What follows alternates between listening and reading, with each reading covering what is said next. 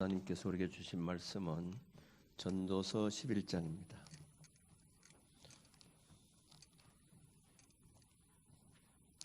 전도서 11장 1절에서 6절 말씀까지 봉독하겠습니다.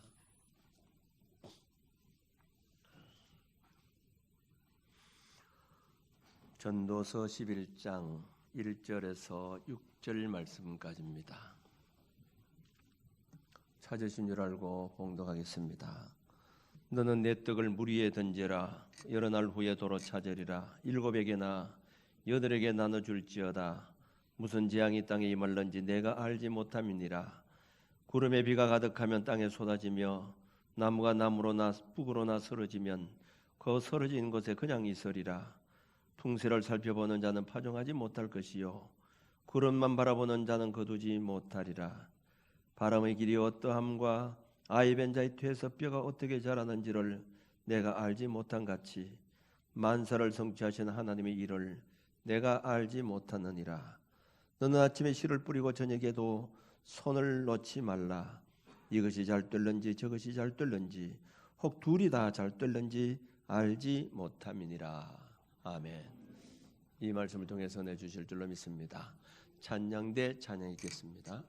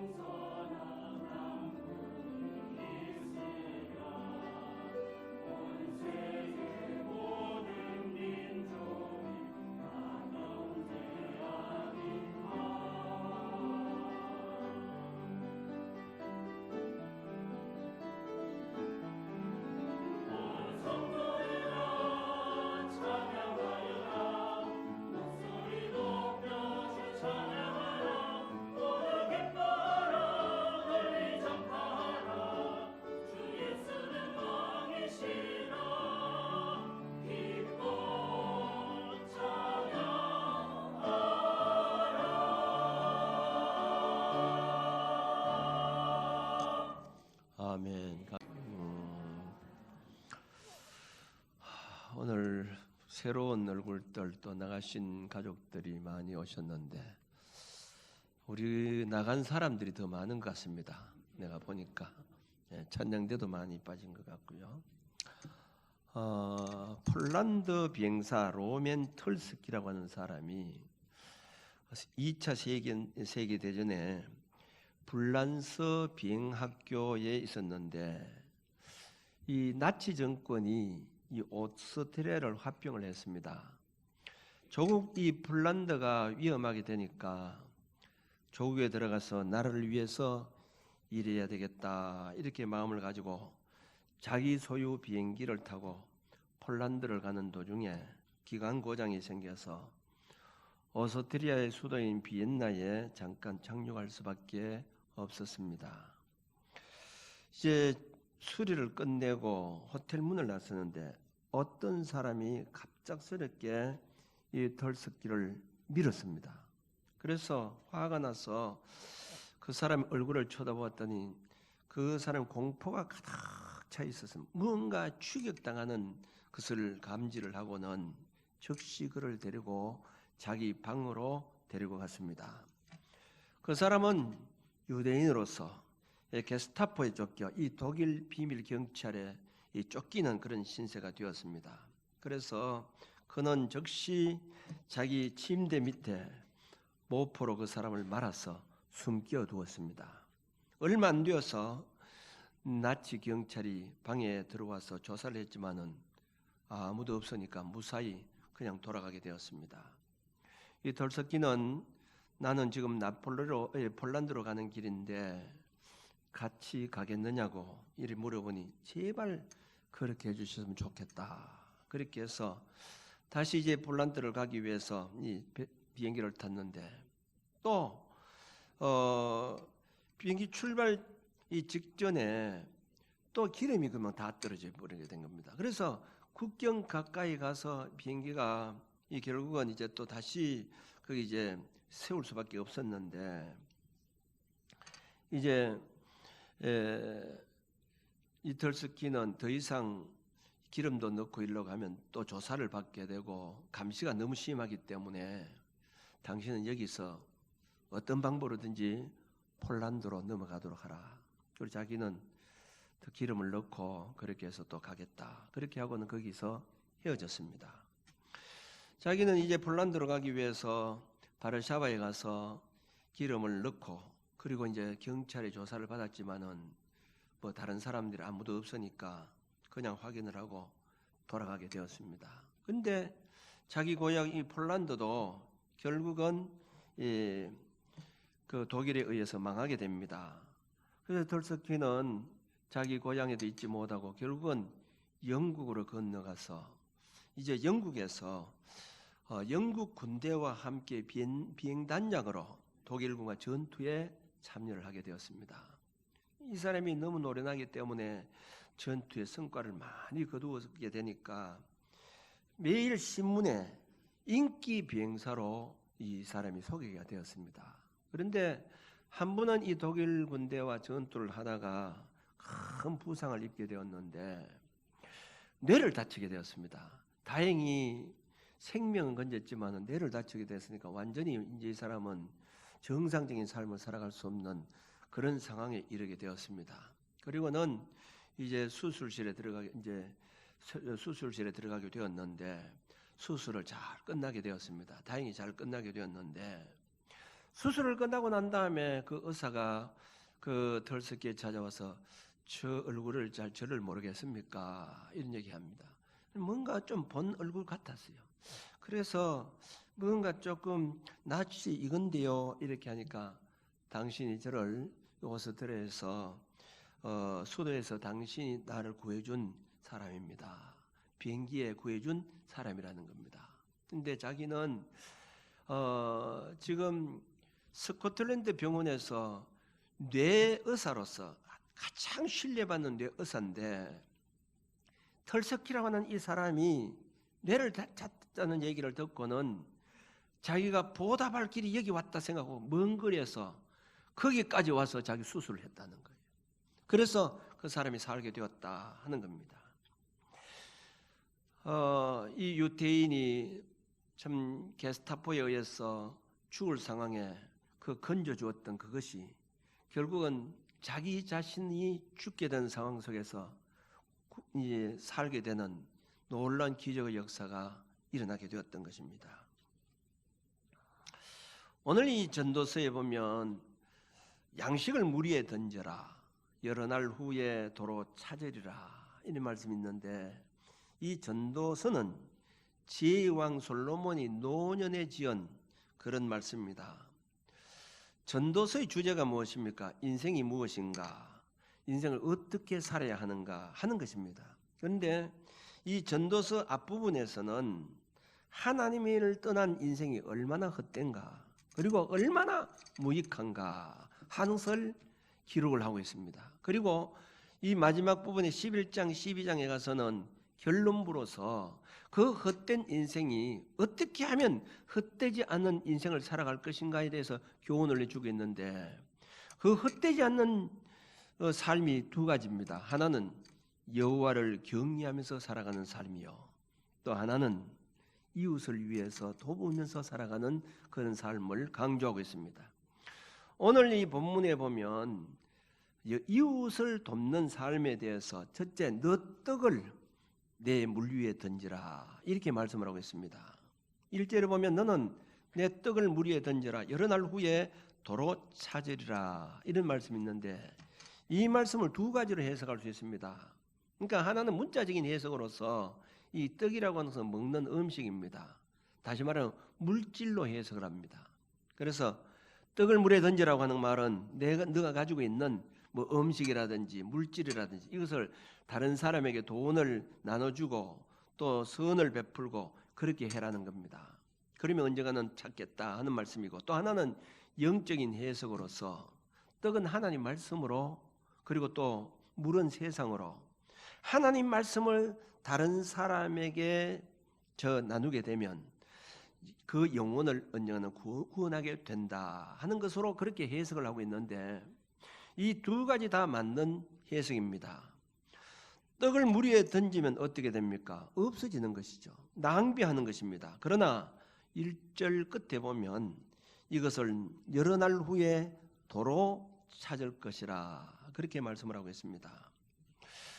떡은 히브리인들의 일상적인 음식을 생각하면 육신의 생명을 보존하게 하는 소중한 음식을 물에 던지라는 겁니다. 물 위에 던진 떡이 몇 날 후에 도로 찾을 날이 온다 하는 그런 말씀입니다. 여러분,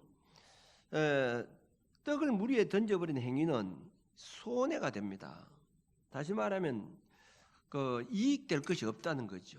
자기의 물질을 던진다고 하는 것이 이익될 것이 없다, 이 말입니다. 우리 사람들은 모두 행동하면서 자기 이익을 추구하면서 살아갑니다. 철저하게 손익 계산을 대면서 손해가 될 일은 피하고 이익이 될 일이라고 하면 무엇든지 그건 추구합니다. 우리가 하나님의 말씀이라고 해도 실제 그렇습니다. 우리 예수 믿는 사람이 하나님 말씀이라고 해도 그 하나님 말씀에 순종해서 내가 유익이 되겠다 생각하면 순종하지만은, 그러나 그 말씀대로 삶으로 내가 손해가 되겠다고 하면 불순종한다는 거죠.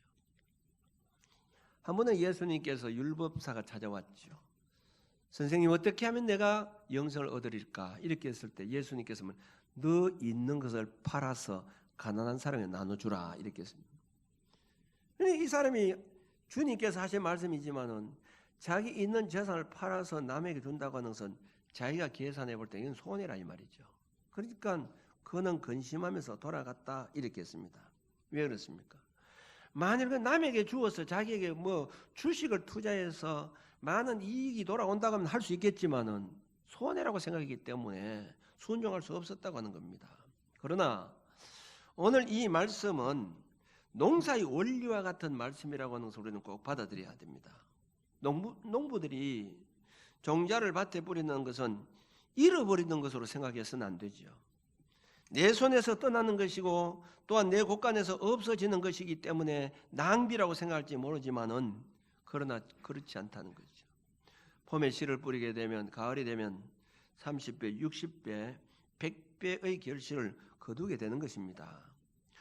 만일 농부가 이 종자가 아깝다고 씨를 뿌리지 않고 사두면 어떻게 됩니까?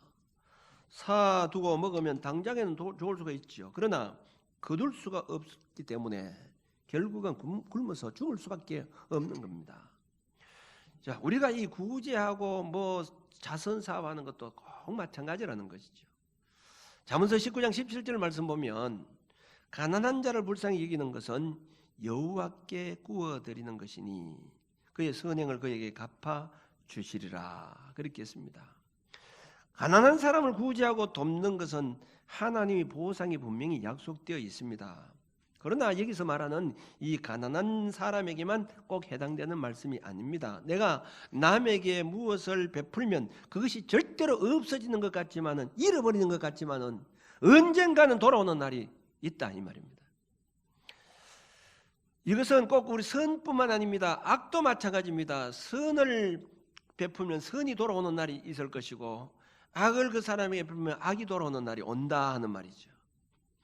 다윗이 사울의 손을 피해서 도망을 칠 때 참 어려웠습니다. 요즘 말하면 경제적으로 너무너무 힘들고 어렵고, 또 자기를 추종하는 사람들이 먹을 수 있는 그 양식도 없는 그런 상태에 있었는데, 마침 그때에 마온의 나발이라고 하는 사람이 있었습니다. 이 사람은 아주 부자입니다. 그리고 다윗에게 도움을 입었던 사람이었습니다. 이 사람은 양이 3,000마리요 또 염소가 1,000마리가 있었는데 양털을 깎는다고 하는 얘기를 듣게 되었습니다. 이 양털 깎는 날은 축제의 날입니다. 그래서 잔치를 베풀고 많은 사람들은 먹을 것을 주고 이렇게 하기 때문에 이제 이 나발의 양털 깎는다는 얘기를 듣고 다윗의 신하를 보내서 뭔가 좀 먹을 것을 얻어오라고 이렇게 했습니다. 가면 아무리 이 다윗이 아는 사람이고 다윗에게 도움을 받은 사람이었기 때문에 뭔가 좀 많이 줄 것으로 생각하고 보냈는데 번쩍만쩍합니다. 내가 또 다윗이 어떤 사람인지 나는 모르겠다. 아주 냉정하게 해서 돌려보냅니다. 그때 이 다윗이 얼마나 화가 났는지 이 신하를 데리고 당장에 가서 죽여버리려고 신하를 대동해서 갔는데 이 사실을 나발의 아내 있던 아비가일이 알았습니다. 그리고는 많은 먹을 것을 준비해서 다윗이 오는 길목에 서 있다가 다윗이 올 때에 거기에서 무릎을 꿇고 한 번만 용서해달라. 우리 남편이 잘못 생각했으니까. 그래서 자기가 가져온 음식을 다 대접하고 다행히 그 위기를 모면했습니다마는, 그러나 결국 며칠이 있지 않아서 이 나발은 죽고 말았습니다. 남에게 악하게 하니까 결국 악이 그에게 돌아오고 말았다고 하는 것이죠. 그에 반해서 이 바르실레라고 하는 사람이 있습니다. 다윗이 한 번은 이 압살롬이, 아들 압살롬이 난을 일으켜서 도망을 치는 상황인데 그때도 너무너무 힘들고 어려웠습니다. 그러니까 그 어렵다고 하는 사실을 알고는 바르실레가 먹을 것을 많이 준비해서 그 다윗의 식솔들에게 먹을 것을 가져왔는데, 사무엘하서 17장 27, 29절에 보면 다윗이 마하나임에 이르렀을 때에 암몬 족속에 속한 라빠 사람 나아스의 아들 소비와 로데발 사람 암멜의 아들 마길과 노글림 길앗 사람 바르실레가 침상과 대야와 질그릇과 밀과 보리와 밀가루와 볶은 곡식과 콩과 팥과 볶은 녹두와 꿀과 버터와 양과 치즈를 가져다가 다윗과 그와 함께한 백성에 먹게 하였으니 이는 그를 생각에 백성이 덜해서 시장하고 고온하고 목마르겠다 함이더라. 이렇게 했습니다. 이 바르실레가 생각할 때에 얼마나 이 다윗의 그 식솔들이 어렵겠는가, 이걸 생각하고 거기에서 많은 것을 도와주었다는 겁니다. 근데 결국은 그게 압살롬이 그 전쟁에서 죽게 되지요. 그리고는 다윗이 다시 복귀를 하게 됩니다. 예루살렘으로 오게 되는데, 예루살렘으로 돌아올 때 다윗이 열왕기상 2장 7절에 보면 신하들에게 이렇게 말합니다. 마땅히 길랏 바르실레의 아들들에게 은총을 베풀어 그들이 내 상에서 먹는 자 중에 참여하게 하라. 내가 너 형 압살롬의 낯을 피하여 도망할 때에 그들이 내게 나왔느니라. 솔로몬에게 부탁을 한 내용입니다. 이 바르실레의 아들들에게 은혜를 그 베풀어 줘야 된다. 보답해 줘야 된다. 그가 내가 어려울 때에 이렇게 도와준 사람이었다. 이렇게 솔로몬에게 부탁한 내용이 나옵니다. 그리고 사무엘하서 19장 33절에 보면 그가 직접적으로 그렇게 얘기합니다. 막 돌아올 때에 왕이 바르실레에게 이르되 그 시골에 있는 바르실레에게 찾아가서 너는 나와 함께 건너가자. 예루살렘에서 내가 너를 공개하리라. 이렇게 했습니다. 다시 말하면 요즘 말하면 이겁니다. 바르실레에게 찾아가서 너무너무 고마우니까 너 이 시골에 살지 말고 내하고 서울에 가서 아니면 청와대에 가서 내가 너 보장해 줄 테니까 살도록 해주려고 내하고 같이 가자. 이런 얘기를 하는 거지. 왜 그렇게 했습니까? 그 어려울 때에 다윗을 도와줬던 그 은혜를 생각하기 때문에 다윗이 갚으려고 했다는 겁니다. 던진 것 같지만은, 허비하는 것 같았지만은 결국 돌아오게 된 거지요. 그러니까 나중에 보면 이 바르실레가 나는 나이가 너무 많으니까 내가 어떻게 또 가겠습니까? 그런데 기맘은 이 바르실레의 아들로 이렇게 봅니다. 자기 아들을 데리고 가라고 해서 결국 기맘을 데리고 가게 됩니다. 물리에 던지는 행위는 손해인 것 같고 허비하는 것 같지만은 언젠가는 돌아오는 날이 있다고 하는 것을 우리는 꼭 명심해야 됩니다. 두 번째는 7이나 8에게 나눠주라 이렇게 말씀을 하고 있습니다. 오늘 2절 말씀 보면 7이나 8에게 나눠주라, 이 말은 뭐 숫자적으로 7사람이나 8사람에게 이렇게 도와주라는 그런 말이 아니고 닥치는 대로 누구든지 많은 사람을 도와주라는 겁니다. 남을 돕는다고 하는 것은 참 좋은 일이죠. 많은 사람을 돕는 일은 더 좋은 일입니다. 성경에 보면 하나님께서는 구제에 대해서 많이 교훈하고 있습니다. 여러분, 우리 주변에도 어려운 사람들이 참 많이 있습니다. 그들을 도우면 하나님이 반드시 복을 주신다는 것이죠. 그런데 여기 보면 이렇게 있습니다. 왜 우리가 그렇게 해야 되느냐? 그 이유에 대해서 2절에 나와 있습니다. 무슨 재앙이 땅에 임할는지 너가 알지 못함이니라 이렇게 했습니다. 미래에 대한 이 불확실성을 예로 들고 있습니다. 사람은 앞으로 무슨 일을 만날는지 모른다는 거예요. 많은 재산을 쌓아놓으면 그 재앙이 땅에 임하면 한순간에 다 없을 수도 있다는 거죠.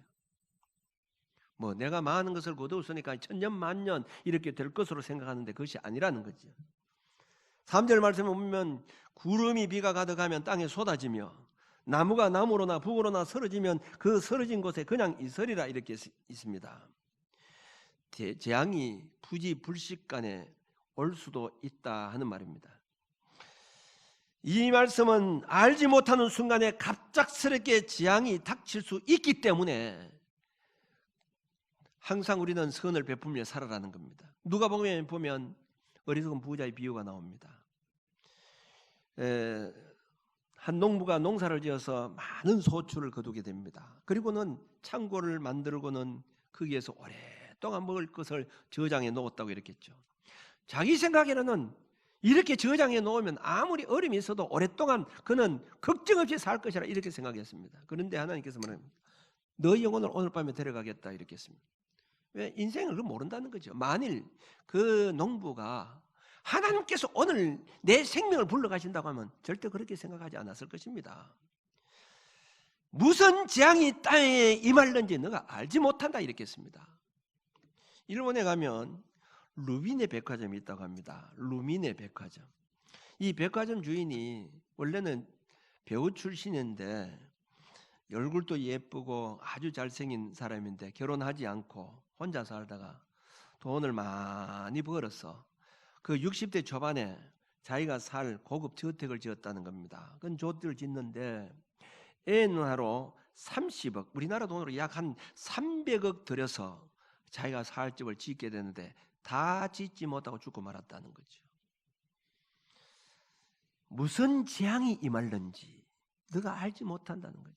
뭐 오늘 건강하고 내가 오늘 잘 사니까 뭐 내일 또 잘 되겠지 착각하지 말라는 거죠. 모른다는 겁니다. 그 인생 모른다 이 말입니다. 마찬가지로 세상을 살아가다 보면 알지 못하는 순간에 어려움에 닥칠 수가 있다고 하는 겁니다. 앞날을 우리가 예측할 수가 없다고 하는 것이죠. 선을 행할 기회가 주어졌을 때 선을 행해야 합니다. 힘과 능력이 있을 때 도와야 된다는 거죠. 잠시 후면 기회가 사라진다는, 하고 싶어도 할 수 없는 상황이 올 수도 있다는 겁니다. 믿음 생활도 마찬가지입니다. 기회 주셨을 때 열심히 해야 된다는 겁니다. 세 번째는 바람과 구름만 보지 말고 일하라는 겁니다. 4절 말씀 보면 풍세를 살펴보는 자는 파종하지 못할 것이요 구름만 바라보는 자는 거두지 못하리라 이렇게 했습니다. 풍세를 바라보는 자는 이런 얘기죠. 야, 오늘 바람 보니까 오늘 또 심으면 안 된다. 오늘은 비가 너무 많이 와서 또 안 된다. 오늘 날씨가 너무 더워서 안 된다. 구름이 많이 끼었기 때문에 오늘 오늘은 거두지 못한다. 이렇게 해서 자꾸 차일피일 미룬다는 거죠. 이 말씀은 이 말이죠. 상황을 보면서 이리 미루고 저리 미루지 말라는 겁니다. 경상도 말로 재지 말라는 거죠. 다른 말로 딸막딸막하지 마라 이 말입니다. 요거 할까 말까, 요거 어떻게 할까, 그렇게 하지 마라 이 말입니다. 날씨가 좋아지면 하겠다, 형편이 나아지면 하겠다, 안 하겠다는 말과 똑같다는 겁니다. 지나치게 염려하는 사람은 아무것도 못합니다. 어느 정도 모험을 감수해야 된다는 겁니다. 농사를 짓다가 삭이 나오지 않는 것도 있고 벌레가 먹을 수도 있고 썩어서 못 쓰는 것도 있습니다. 그런 날 감수해야 됩니다. 농사를 지어야 된다는 거죠. 비 오는 날도 있고 눈 오는 날도 있고 바람 부는 날도 있고 구름 끼는 날도 있습니다. 그런 날 또 위험을 무릅쓰고 일하다 보면 결국은 많은 곡식을 거두게 된다는 거지. 우리 믿음 생활도 마찬가지입니다. 신앙생활을 너무 형편 따라 하려고 해서는 안 된다는 겁니다. 형편이 좋아지면 내 하나님 잘 믿지요. 형편이 나아지면 그 선교도 하고, 그때는 뭐 돈 살만하면 선교도 하고 봉사도 하고 더 열심히 교회를 위해서 봉사도 하겠습니다. 이렇게 말하는 사람들이 있습니다. 여러분, 어렵다고 오늘 못하는 사람들은요, 평생 가도 그 사람은 형편이 불려도 할 수 없게 된다는 거지. 신앙은 항상 오늘이 중요하다는 겁니다. 여러분, 내일 한다고 해서 안 됩니다. 오늘 못하면 내일 또 못한다는 거지. 여건이 되면 하겠다고 하지 말고 오늘부터 무조건 시작해야 된다는 겁니다. 내일 좀 괜찮으면 살만하면 그때도 좋지. 뭐 요즘 지금 어려운데 내가 어떻게 하겠느냐. 직장생활하는 사람이 월급을 지금 한 300만 원 받는데 한 500만 원 받으면 내 그때부터 이제 내가 좀 한 남도 돕고 뭐 선교도 하겠다. 아이고 500만 원 받아보세요. 그 사람 또 그런 얘기합니다. 한 1000만 원 정도는 돼야 그때 이제 좀 뭐 하겠다. 이렇게 합니다. 여러분, 신앙생활도 그렇고 이 남을 돕는 것도 마찬가지입니다. 기도도 마찬가지예요. 오늘부터입니다. 무조건 오늘부터. 봉사도 오늘부터입니다. 구제도 오늘부터입니다. 충성도 오늘부터입니다. 풍세를 살펴보는 자는 파종하지 못한다 이렇게 했습니다. 네 번째는 하나님의 일을 내가 알지 못하는도다. 하나님의 일을 내가 알지 못하는도다 이렇게 했습니다. 5절에 보면 바람의 길이 어떠함과 아이 벤 자의 태에서 뼈가 어떻게 자라는지를 내가 알지 못한 같이 만사를 성취하신 하나님의 일을 내가 알지 못하는도다 그렇게 했습니다. 이것은 인간의 연약함을 지적해 주고 있는 그런 말씀입니다. 사람이 바람의 길이 어떠한지 모릅니다. 동쪽으로 불지 서쪽으로 불지 알 수 없습니다. 더구나 그 어머니 뱃속에서 어떻게 아이가 생기고 뼈가 어떻게 자라는지 알지 못한다는 겁니다. 하나님의 하신 일을 우리 측량할 수 없다 이 말입니다. 이사야 55장 9절 말씀 보면 이는 하늘이 땅보다 높음 같이 내 길은 너희의 길보다 높으며 내 생각은 너희 생각보다 높음이니라 이렇게 했습니다. 인간의 생각과 하나님의 생각이 다르다는 겁니다. 내 계획대로 다 되어지는 것이 아니라 이 말입니다. 만물을 지으신 하나님께서 만사를 다스리시고 성취해 나가시는 겁니다. 우리가 구제할 것을 가지고 하나님께서 어떻게 갚아주실지 우리는 모릅니다. 하나님의 능력은 무궁무진합니다. 안 될 것 같아도 될 수 있고 될 것 같아도 내 마음대로 안 되는 것이 인생이라는 거죠. 그래서 사도 바울이 뭐라고 했습니까? 내게 능력 주시는 자 안에서 내가 모든 것을 할 수 있느니라. 내가 아무리 힘들고 어려워도 능력 주시는 하나님이 함께 하시면 나는 할 수 있다는 겁니다. 다른 말로 말하면 넉넉하다고 넉넉하게 만족해 살아가는 것이 아니고 내가 없다고 해서 어렵게 살아가는 것이 아니라 하나님이 하신 일은 측량할 수 없다고 하는 겁니다. 넉넉할 것 같지만은 부족할 수도 있고 부족할 것 같지만 넉넉할 수 있다는 겁니다. 그러므로 내 생각만 생각하고 선을 행하기를 주저하지 말라는 겁니다. 6절에 보면 너는 아침에 씨를 뿌리고 저녁에도 손을 놓지 말라. 이것이 잘 될는지 저것이 잘 될는지 혹 둘이 다 잘 될는지 알지 못함이니라 이렇게 했습니다. 아침에도 씨를 뿌리고 저녁에도 손을 거두지 말라는 겁니다. 아침에는 해가 돋을 때입니다. 우리 인생이 잘 될 때를 말합니다. 저녁에는 해가 질 때입니다. 때는 힘들고 어려울 때라는 겁니다. 아무리 좋을 때도 있고 좋지 못할 때도 있다는 겁니다. 그러나 늘 뿌리라는 거죠. 좋을 때도 뿌리고 좋지 못할 때도 뿌리라는 거죠. 이것이 잘 될는지 저것이 잘 될는지 혹시 둘 다 잘 될는지 알 수 없기 때문이라는 겁니다. 결국은 씨를 뿌리는 사람이 거두게 된다는 것이죠. 많이 뿌리는 사람이 거두게 되는 것입니다. 신들리스트라고 하는 이 영화가 있습니다. 유대인들 학살 영화인데요. 아마 여러분들이 이 신들리스트를 본 사람들이 있을 것입니다. 원래 이 주인공이 오스카 신들러라고 하는 사람인데 이 사람 원래는 체코 출신 사람이지만은 이 독일로 이제 국적을 옮겨서 독일에서 사업을 독일 국적으로 폴란드에서 큰 공장을 하는 그런 사람이었습니다. 그는 이 독일에 있는 군인들도 많이 알고 있었기 때문에 이제 그 당시 전쟁을 치면서 엄청나게 돈을 많이 벌었습니다. 그런데 자기 공장에 유대인들이 있었는데 유대인들이 죽는다는 사실을 알고 이 독일 군대들에게 뇌물을 줍니다. 한 사람을 살리는데 얼마씩 이렇게 해서 이제 봐주는 거죠. 그러면서 한 사람 한 사람 자기 있는 재산을 다 나눠주면서 한 사람 한 사람 구출했는데 그가 종전까지 1,100명의 유대인을 구했습니다. 죽을 사람을 다 구해주었다. 그리고는 다 빈털터리가 되는 겁니다. 전쟁이 끝나고 난 다음 유대인들이 얼마나 고맙겠습니까? 어찌 보면 다 희망이 없는 그런 백성들을 이렇게 구출해준 신들러라고 하는 사람이 얼마나 고맙겠습니까? 그래서 유대인들이 전부 자기들이 가지고 있는 것을 팔아가지고 금이빨 같은 게 해서 금반지를 만들어 주었습니다. 만들면 그 금반지에다 글자를 새겼는데 그게 이런 글을 씁니다. 한 생명을 구하면 전 세계를 구하는 것이다. 이렇게 하면서 글자를 새겨 주었는데 이 신들러가 오스카 신들러가 유대인들 가운데 가장 존경받는 지금도 인물이 되었다는 거죠. 그러면서 이 신들러 리스트라고 말하지 않고 신들러 방주라고 얘기합니다. 왜 방주라고 하느냐? 방주에서 노아가 8식구가 구원받았다는 겁니다. 그런데 이 신들러 방주를 통해서 1,100명을 구했기 때문에 노아보다 더 훌륭한 사람이 바로 신들러다. 그렇게 해서 지금 존경을 하고 있다는 거죠. 던졌다는 거죠. 결과는 우리가 하나님께 맡기고 부지런히 씨를 뿌려야 합니다. 교회도 마찬가지입니다. 아낀다고 해서 이 교회가 풍성해지는 것이 아니고 나눠준다고 해서 교회가 어려운 것이 아니라 말입니다. 우리 교회도 마찬가지입니다. 우리 교회도 거의 다 도움 받는 그런 교회였잖아요. 91년도까지는 우리 교회가 계속 도움을 받는 교회였습니다만은 92년도부터는 우리도 자립교회가 되었고 또 돕는 교회가 되었습니다. 뿐만 아니라 우리 교회가 그동안 이 독거노인들도 많이 있었고 또 어려운 교인들도 많이 있었기 때문에 우리가 그때부터 계속 한 가정당 이렇게 요즘은 교회에서 정부에서 지원을 많이 해주기 때문에 그걸 어느 정도 살만하지만 그때는 그것이 없었기 때문에 우리 독거노인들에게 6만 원씩 8만 원씩 이렇게 한 10명 정도 매달 도왔습니다. 그러니까 한 달에 나가는 것만 해도 한 60만 원 70만 원 나갔잖아요. 그거를 여러분 한 20만 원 20년 정도로 했다고 해보세요. 1억이 넘는 돈입니다. 우리가 그렇게 형편이 넉넉한 교회가 아니잖아요. 그리고 우리가 17년도에 교회를 지었잖아요. 이렇게 좋은 교회를 우리가 지었는데 참 우리가 이 교회를 지으면서 빚을 거의 8억 넘는 빚을 하면서 그때 우리가 선교사도 도와야 되고 또 미자리 교회도 있었는데 그런 생각을 하게 되는 거죠.